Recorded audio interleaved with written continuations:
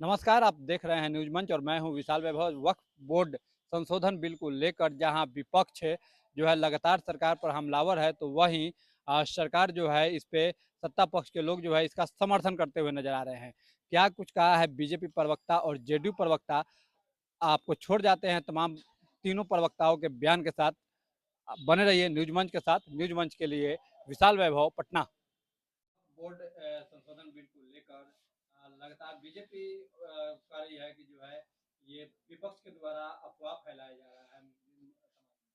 देखिए, सबसे बड़ी बात है कि विपक्ष इसमें कहीं नहीं है।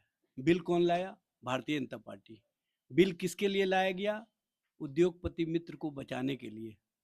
और सबको पता है कि उस उद्योगपति मित्र तक वक्फ बोर्ड ने जो नोटिस जारी किया था, उसके बाद उसको बेचैनी हुई और वो बेचैनी कहीं न कहीं आका में भी दिखी और ये उन्होंने ये बिल ला करके जो संविधान और संवैधानिक व्यवस्था है, उसको छिन्न-भिन्न करने का काम किया। देश के अंदर इस तरह की स्थिति परिस्थिति खड़ा कर दी है कि अब अल्पसंख्यक समाज जो पहले समझा करते थे कि कुछ तो हमारे हितों के ख्याल में सरकार काम करेगी, अब तो साफ-साफ लगता है कि सारे जो अल्पसंख्यक समाज के हित हैं, उसको समाप्त करने के लिए नए-नए कानून लाए जा रहे हैं और इस कानून के सहारे अल्पसंख्यकों के हक और अधिकार को छीना जा रहा है, जो भारत के संविधान में व्यवस्था है।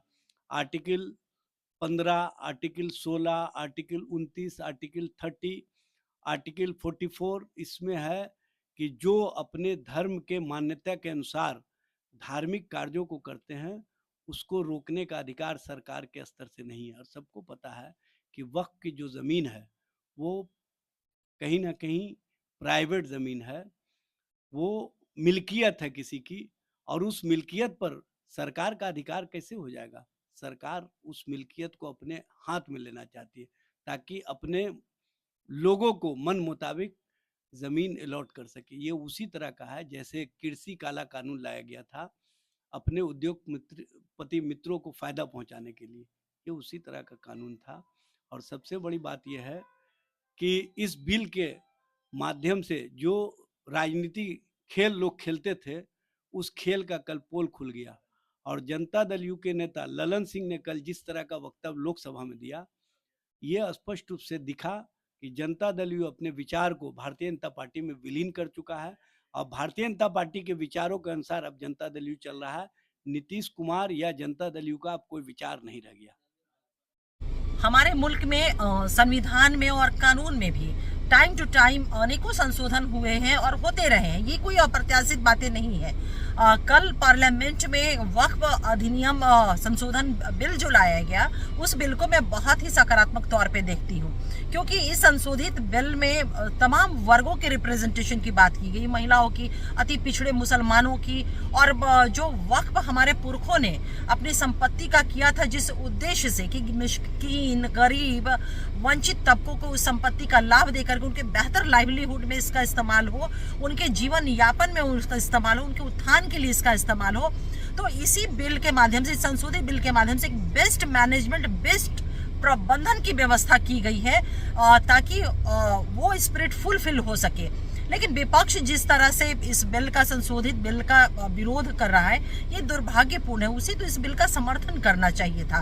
हाँ, अगर एज अ विपक्ष उसे लगता है कि कहीं भी इस संशोधन बिल जो पेश किया गया उसमें संशोधन करने की आवश्यकता है या किसी सुधार की गुंजाइश है, तो उसे अपना मशवरा जरूर देना चाहिए था। हमारी सरकार तो सदन में या कोई सदन में बिल इसीलिए आते हैं ताकि एक सकारात्मक विमर्श हो सके और विमर्श होकर के बिल को पास किया जा सके। लेकिन विपक्ष का विरोध करना दुर्भाग्यपूर्ण है। वक्फ बोर्ड को लेकर जो है जो संशोधन बिल लाया गया है, इसको लेकर विपक्ष हमलावर है और सीधा रूप से आरोप लगा रही है कि आप लोग जो है देश को तोड़ना चाहते हैं। देखिए, मैं आपके चैनल के माध्यम से पूछना चाहता हूँ, क्या बोहरा संप्रदाय मुसलमान नहीं है क्या? क्या अहमदिया संप्रदाय मुसलमान नहीं है क्या? क्या शिया संप्रदाय से आने वाले लोग मुसलमान नहीं है क्या? क्या मुस्लिम माताओं बहनों को अधिकार नहीं मिलना चाहिए क्या?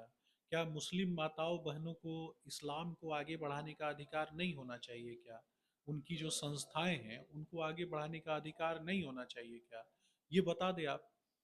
मैं स्पष्ट रूप से बताता हूँ कि विगत कुछ वर्षों में, खास करके 1947 के बाद आपने देखा होगा कि जो लोग पाकिस्तान चले गए उनमें से बहुत से लोगों ने अपनी संपत्ति जो है वो वक्फ को दान कर दी, जिसके बाद आगे चल के वक्त में कहीं ना कहीं एक तरीके से जमीन कब्जा करने का धंधा बन गया था और एक तरीके से एक गिरोह के माध्यम से वक्त को संचालित किया जा रहा था। और भारतीय कानून परंपरा के अंतर्गत कहीं ना कहीं कुछ चूक थी, जिसके कारण ये वफ्त जैसी जो संस्थाएं हैं ये कांग्रेस के काल से ही लूट मचा के रखे हुए थे। और ये चूक थी कि जानबूझ के इसमें चूक किया गया था, ये भी देखने की बात है ना। राहुल गांधी और कांग्रेस पार्टी ये विरोध करती है इन चीजों का, लेकिन इनको जवाब देना चाहिए। मैं बार बार पूछता हूँ, बोहरा संप्रदाय, अहमदिया संप्रदाय क्या मुसलमान नहीं है? ये जवाब देंगे। इन्हीं लोगों ने तो विरोध किया था ना। सच्चर कमेटी की जो रिपोर्ट है उसमें बताया गया कि एक वर्ष में रेवेन्यू जनरेशन जो है वफ्त का ये 163 करोड़, और उसमें यह भी बताया गया कि सही तरीके से अगर संचालन किया जाए तो 12,000 करोड़ का रेवेन्यू जनरेशन हो सकता है। तो क्या 12,000 का रेवेन्यू जनरेशन करने के बाद 12,000 करोड़ रुपए को खाने का काम इस कमेटी के लोग करते थे क्या? तो जिन लोगों ने दलाली की और एक संप्रदाय विशेष के हितों को कहीं ना कहीं लूटने का काम किया, क्या ये सही है? आज आदरणीय प्रधानमंत्री नरेंद्र मोदी जी के नेतृत्व में एक कानून लेकर के आया गया। इस कानून के अंतर्गत मुस्लिम समाज से आने वाली बहनों को, माताओं को ये अधिकार प्राप्त हुआ कि वो भी उस कमेटी में रह सकती हैं। वो भी कहीं ना कहीं वफ्त को और वफ्त के अंतर्गत संचालित होने वाली जो सामाजिक कार्य हैं उन सामाजिक कार्यों का हिस्सा बन सकते हैं। तो क्या ये गलत है क्या? ये कब तक माताओं बहनों को बुरखे में कैद रखना चाहते हैं ये भी बता दें। राहुल गांधी और राहुल गांधी की पार्टी, खास करके इंडी अलायंस के लोग मुसलमानों को हाशिए पे खड़ा रखना चाहते हैं, एक वोट बैंक की तरह प्रयोग करना चाहते हैं। इसीलिए ये जानबूझकर इस बिल को मुस्लिम विरोधी बताते हैं। लेकिन जो मुस्लिम समाज के आने वाले जो लोग हैं, जो पढ़े लिखे शिक्षित लोग हैं, उनको स्पष्ट रूप से पता है कि उनको भी आज कहीं ना कहीं अधिकार प्राप्त हुआ है। और इस वफ्त के माध्यम से जो कहीं ना कहीं लूट खसोट का ये अड्डा बन गया था, उस लूट खसोट के अड्डे से निजात दिलाने का काम किया गया। मैं एक चीज और पूछना चाहता हूँ कि रहमान खान ये कौन है, जरा ये भी बताना चाहिए। रहमान खान की अध्यक्षता वाली जेपीसी की जो कमेटी बनी थी उसने कहा कि वक्फ बोर्ड की व्यवस्था ठीक तरीके से नहीं चल रही है, मैन पावर अपर्याप्त है और फंड बहुत ज्यादा कम है। कहा गया कि वक्फ बोर्ड का सारा ध्यान जो है वो कहीं ना कहीं चीजों को लूटने में, अपनी हिस्सेदारी तय करने में लगा हुआ है। तो इस समय विपक्ष कहाँ था? इस पर भी तो इनको जवाब देना चाहिए। तो कहीं ना कहीं मुझे लगता है जो सरकार देश के लिए सोचती है, देश में रहने वाले प्रत्येक व्यक्ति के लिए सोचती है, भले ही हमें कोई एक संप्रदाय विशेष का विरोधी बना दे ये बोल के, लेकिन हमें फर्क नहीं पड़ता। फर्क इस बात से पड़ता है कि देश के संसाधनों को लूटने वालों को हमें सबक सिखाना जो है वो अच्छे से आता है, और जो देश के संसाधनों को लूटने का काम करेंगे तो निश्चित रूप से उनके ऊपर कड़ी कार्रवाई